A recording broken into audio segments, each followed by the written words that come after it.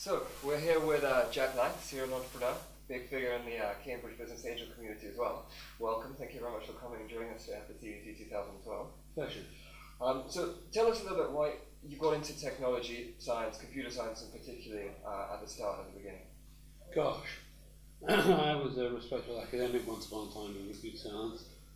And in those days, there was the depression, something of depression, and I realised that to be promoted, I had to wait for one of 9 people to die. And Professor Wilkes was still coming into the lab at the age of 90. So the consultancy started getting the better of me.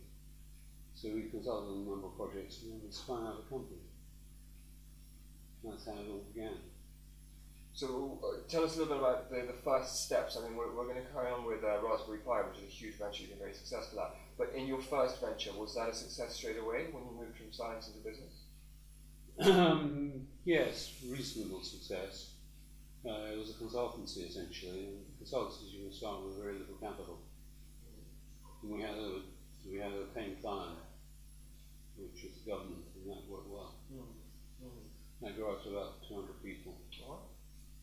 We sold it, and it's now about 2,000 people. Excellent. Well, let's talk about Raspberry Pi. You've got it here. You gave an excellent speech earlier on, which we really enjoyed. It's definitely the big story in IT hardware in Cambridge, just around the UK in general. What are your plans? Where are you going to take it in the next couple of years? Where do you see it going? Well, the next immediate thing is to do an educational release that is packaged for schools and things of that nature. After that, who knows? We're talking to a number of projects in Africa and other places to bring computing to the people who don't have it yet. Turns out there are a lot of people who have televisions and no computers. We give them access to the information age. And then Moore's law will take its normal toll, presumably, and in due course there'll be bigger and faster versions. Well, picking up on something that was mentioned in your speech this morning, some of the questions, the BBC Micro ended up sort of fading after a while because it was overtaken due to Moore's law by better technology. Yeah. The Raspberry Pi can do, although maybe it's not as fast as fancy as many computers, it can do everything that those computers can do.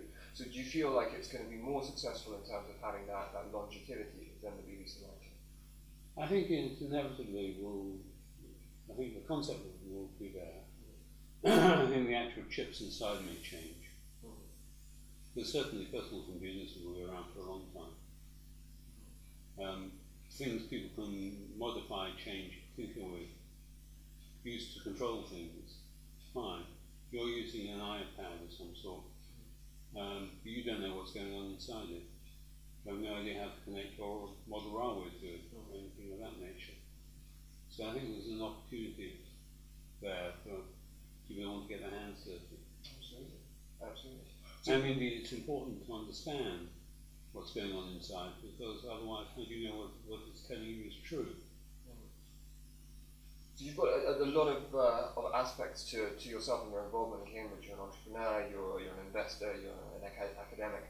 How do you find time to balance all of this? And do you find that it detracts from your ability to sort of concentrate in one particular area and go as far as you want to? No, I get bored easily. I've got people who help me.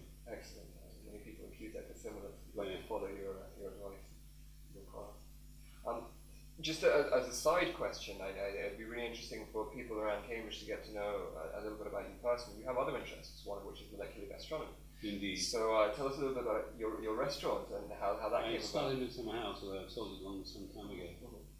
It now has 2 Michelin stars. I want somewhere better to eat. Don't start a restaurant. No. Capital intensive, labour intensive, topping meat and pickle.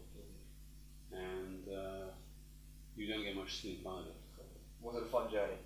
It was a fun journey because I wanted to learn to cook better, but you don't. You just learn how much everything costs.